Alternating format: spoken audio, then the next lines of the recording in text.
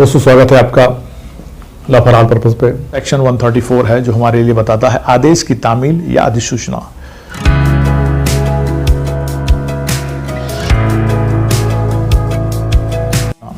Clause number 1, आदेश की तामील उस व्यक्ति पर जिसके विरुद्ध भय किया गया है यदि साध्य हो तो उस रीति से की जाएगी जो समन की तामील के लिए इसमें उपबंधित है। जो समन की तामील हमने देखी, समन हमने देखा और समन हमने देखा था तो उसमें कैसे समन की तामील होती है, वैसे उस रीति से उस व्यक्ति पे जिसके विरुद्ध आदेश हुआ है समन की तामील की जाएगी, उस आदेश की तामील की जाएगी। क्लॉज 2 है, यदि ऐसे आदेश की तामील इस प्रकार नहीं की जा सकती है तो उसकी अधिसूचना ऐसी रीति से प्रकाशित उद्घोषणा द्वारा की जाएगी जैसी राज्य सरकार नियम द्वारा निर्दिष्ट करे और उसकी एक प्रति ऐसे स्थान या स्थानों पर चिपका दी जाएगी जो उस व्यक्ति को इत्तला पहुंचाने के लिए सबसे अधिक उपयुक्त है। समन की तामील जैसे होती है वैसे समन की तामील यदि नहीं हो पाई, समन की तामील की तरह आदेश की उस तामील नहीं हो पाती है जो समन की तरह की जाती है, क्या होगा, आदेश की तामील इस प्रकार नहीं की जा सकती तो अधिसूचना, उसकी अधिसूचना ऐसी रीति से प्रकाशित की जाएगी जैसे राज्य सरकार निर्दिष्ट करे और उसकी एक प्रति को ऐसे स्थान पर चिपका दिया जाएगा जो व्यक्ति की पहुंच के अनुसार हो और वो उसे देख सकता हो। तो ये तरीका है आदेश की तामील या अधिसूचना के माध्यम से उस व्यक्ति को इत्तला पहुंचाना, सूचना देना जिसके विरुद्ध आदेश हुआ है। सेक्शन 135, जिस व्यक्ति को आदेश संबोधित है वह उसका पालन करेगा या कारण दर्शित करेगा।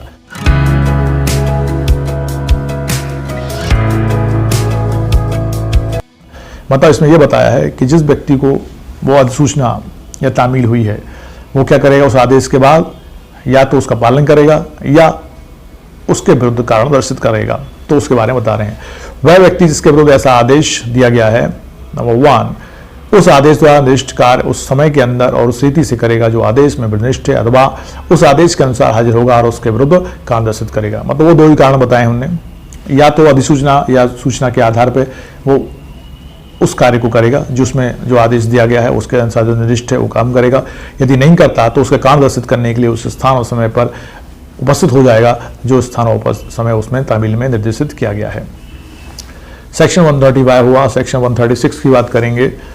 उसके ऐसा करने में असफल रहने का परिणाम।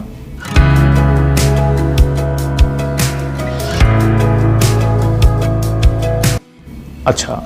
कैसा रहने में, जो आदेश का पालन नहीं कर पा रहा या समय पर उपस्थित नहीं हो पाया। तो अब अपन देखते हैं, यदि ऐसा व्यक्ति ऐसे कार्य को नहीं करता है या हाजिर होकर कारण दर्शित नहीं करता है तो वह भारतीय दंड संहिता 1860 का 45 की धारा 188 में उस निमित्त विहित शास्ति का दायी होगा और आदेश अंतिम कर दिया जाएगा। हमने देखा उसके ऐसा करने में असफल रहने का परिणाम। मान लो व्यक्ति ना तो उपस्थित होता है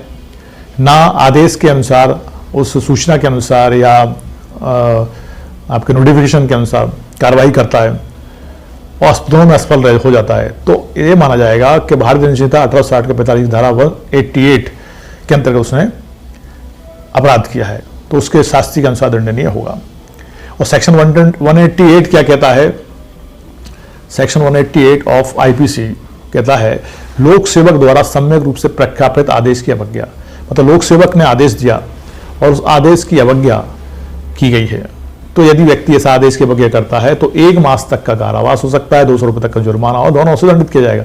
वहीं आदेश यदि स्वास्थ्य संबंध है, यदि ऐसा अवज्ञा मानव जीवन, स्वास्थ्य, क्षेम को संकट कारित करता है या कार्य करने की प्रवृत्ति रखता है या बलबा या दंगा कारित होती है या कार्य करने की प्रवृत्ति रखता है तो वह दोनों में से किसी भांति की कारावास से जिसकी अवधि 6 मास तक की हो सकेगी या जुर्माने से जो 1000 रुपये तक का हो सकेगा या दोनों से दंडित किया जाएगा। मतलब आईपीसी में उन्होंने सेक्शन 188 में बताया कि लोक सेवक द्वारा जो आदेश दिया गया है सम्यक रूप से प्रख्यापित आदेश की अवज्ञा यदि कोई करता है या किसी भी कारण से करता है, असफल हो जाता है तो भी उसको साधारण रूप से यदि आदेश दिया है तो 1 मास का कारावास, जुर्माना दोनों हो सकते हैं। और यदि वो लोक स्वास्थ्य, क्षेम, संकट, समाज को संकट उत्पन्न हो रहा है उससे संबंधित आदेश है तो 6 मास का कारावास और 1000 रुपये तक का जुर्माना या दोनों हो सकते हैं। तो ये सेक्शन 136 था। अब दोस्तों हम देखेंगे सेक्शन 137, जहां लोक अधिकार के अस्तित्व से इनकार किया जाता है वहां प्रक्रिया।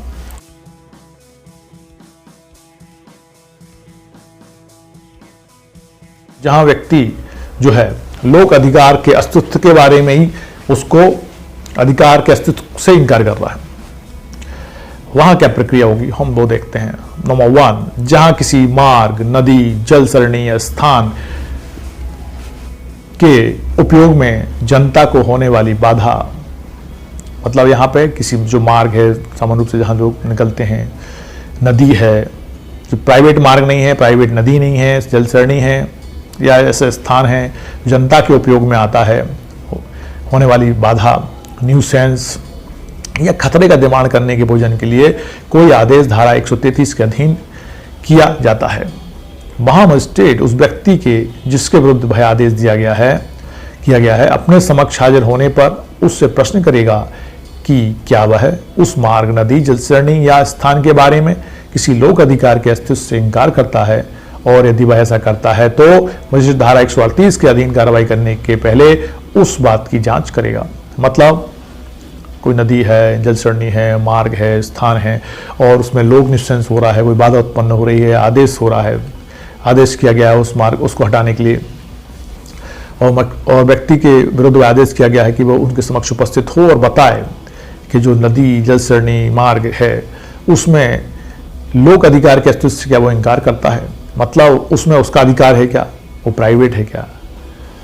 यदि वो ऐसा करता है तो मजिस्ट्रेट वो उसका इनकार कर दिया उसने, और यदि वह ऐसा करता है तो मजिस्ट्रेट धारा 138 के अधीन कार्रवाई करने के पहले उसकी बात की जांच करेगा कि जो व्यक्ति कह रहा है क्या वो सच है या सच नहीं है। तो उसमें आदेश करने से पहले सेक्शन 138 के अंतर्गत जो कार्रवाई दी गई है उसको वो जांच करेगा। तो अभी हम सेक्शन 138 पे आते हैं, उससे पहले हम देख लेते हैं क्लॉज 2। यदि ऐसी जांच में मजिस्ट्रेट इस निष्कर्ष पर पहुंचता है कि ऐसे इनकार के समर्थन में कोई विश्वसनीय साक्ष्य है तो वह कार्रवाई को तब तक के लिए रोक देगा जब तक ऐसे अधिकार के अस्तित्व का मामला सक्षम न्यायालय द्वारा निश्चित नहीं कर दिया जाता, और यदि वह इस निष्कर्ष पर पहुंचता है कि ऐसा कोई साक्ष्य नहीं है तो वह धारा 138 के अनुसार कार्रवाई करेगा। मतलब मान लो उसको यदि ऐसे जांच में मजिस्ट्रेट इस निष्कर्ष पर पहुंच रहा है जो सेक्शन 138 के अंदर है कि समर्थन में कोई विश्वसनीय साक्ष्य है, किसके समर्थन में, उस व्यक्ति के कि लोक अधिकार से इनकार के बारे में बात कर रहा था, तो न्यायालय क्या करेगा, मामला सक्षम न्यायालय द्वारा निश्चित कर दिया गया है, नहीं कर दिया जाता है, मतलब किसी सक्षम न्यायालय, मतलब कोई जुडिशरी न्यायालय के अंतर्गत वो मामला चल रहा है और वो उसके द्वारा निश्चित नहीं कर दिया जाता तब तक कि वो उसको निष्कर्ष में नहीं पहुंचेगा। और यदि वह निष्कर्ष पहुंचता है कि ऐसा कोई साक्ष्य नहीं है तो वह धारा 138 के अनुसार कार्रवाई कर देगा। मतलब उसको लगता है, वो निष्कर्ष पहुंच रहा है कि कोई लोग इसमें जो लोक अधिकार से इनकार करने वाली बात में के पक्ष में कोई साक्ष्य नहीं है तो वो कार्रवाई कर देगा 138 के अंतर्गत। और इसको लगता है कि साक्ष्य है कोई जो लोक अधिकार के अस्तित्व के विरुद्ध में उसके पास है, तो न्यायालय इंतजार करेगा कि वो सक्षम न्यायालय उससे संबंधित मामले में विनिश्चय कर दे और विनिश्चय के आधार पर फिर वो निर्णय करेगा। अदरवाइज वो साक्ष्य नहीं है तो वो 138 के अंदर कार्रवाई कर देगा। अब क्लॉज 3 है, मजिस्ट्रेट द्वारा उपधारा 1 के अधीन प्रश्न किए जाने पर जो व्यक्ति उसमें निर्दिष्ट प्रकार के लोक अधिकार के अस्तित्व से इनकार नहीं करता है या ऐसा करने पर उसके समर्थन में विश्वसनीय साक्ष्य देने में असफल रहता है, उसे पश्चातवर्ती कार्रवाइयों में ऐसा कोई इनकार नहीं करने दिया जाएगा। क्लॉज 3 कह रहा है, मजिस्ट्रेट द्वारा उपधारा 1 के अधीन प्रश्न किए जाने पर, मजिस्ट्रेट ने प्रश्न किया, जो व्यक्ति उसमें निर्दिष्ट प्रकार से लोक अधिकार के अस्तित्व से इनकार नहीं करता, मतलब लोक अधिकार के अस्तित्व के बारे में ये इनकार नहीं करा, पहले में तो उसने लोक अधिकार के अस्तित्व के बारे में इनकार किया था क्लॉज 2 में, लेकिन वो इसमें लोक अधिकार के अस्तित्व के बारे में इनकार नहीं करता, या ऐसे इनकार करने पर उसके समर्थन में विश्वसनीय साक्ष्य था। मान लो इनकार किया है तो समर्थन में कोई विश्वसनीय साक्ष्य नहीं दिया उसने, असफल हो गया, उसे पश्चातवर्ती कार्रवाइयों में ऐसा इनकार करने नहीं दिया जाएगा। मतलब अब आगे होने वाली कार्रवाई में वो इनकार नहीं कर पाएगा, क्योंकि ना उसने इनकार करने पे कोई साक्ष्य नहीं दिया या तो उसने इनकार ही नहीं किया, मतलब लोक अधिकार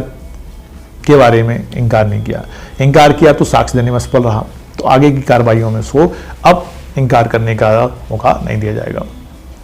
तो ये क्लॉज 137 की क्लॉज 1, 2, 3 थे। सेक्शन 138 में वह प्रक्रिया है जहां वो कारण दर्शित करने के लिए उपस्थित हो गया है, तब क्या प्रोसेस होगी वो देखते हैं।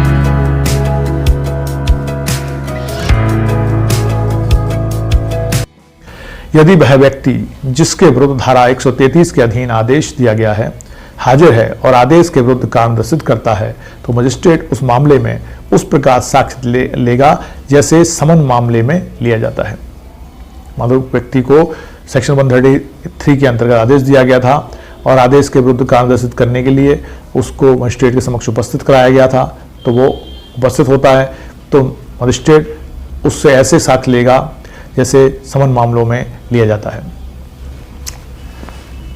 अब क्लॉज 2 है, यदि मजिस्ट्रेट का यह समाधान हो जाता है कि आदेश या तो जैसा मूलतः किया गया था उस रूप में या ऐसे परिवर्तन के साथ जिससे वह आवश्यक समझे युक्तियुक्त और उचित है, तो वह आदेश यथास्थिति परिवर्तन के बिना या ऐसी परिवर्तन के सहित अंतिम कर दिया जाएगा। वहीं आगे लिख रहे हैं, यदि मजिस्ट्रेट का समाधान हो जाता है कि आदेश जैसा था वैसे ही रहा है मूलतः या उसमें कोई परिवर्तन की आवश्यकता तो परिवर्तन करके, तो मूलतः या परिवर्तन करके जैसा भी आदेश है उसको अंतिम कर दिया जाए। जैसी भी परिस्थितियां हों वैसा करके या तो उसको अंतिम कर दिया जाएगा। वहीं क्लॉज 3 है, यदि मजिस्ट्रेट का यह समाधान नहीं होता है तो उसमें मामले में आगे कोई कार्रवाई नहीं की जाएगी। मतलब यहाँ क्या कहना चाह रहे हैं वो, मतलब वो जो लोक अधिकार के अस्तित्व के बारे में इंकार कर रहा था उससे संबंधित वो साक्ष्य उपलब्ध कराता है या नहीं करा पाता है ना, और तो उसको इंकार करने का मौका आगे नहीं देंगे। वहीं यदि मजिस्ट्रेट के समक्ष मामला ऐसा लग रहा है कि वो लोक अधिकार की बात कर रहा था, लोक अधिकार के अस्तित्व के बारे में बात कर रहा था, जिसके बारे में उसने साक्ष्य उपलब्ध कराए हैं, तो सक्षम न्यायालय के पास वो मामला रहे और वहां विनिश्चय होगा, उस विनिश्चय के आधार पर भी कार्रवाई होगी फिर। इसलिए उन्होंने कहा यदि मजिस्ट्रेट का समाधान नहीं होता है तो उस मामले में वो आगे कार्रवाई नहीं की जाएगी, मतलब आगे कार्रवाई को वो रोक देगा।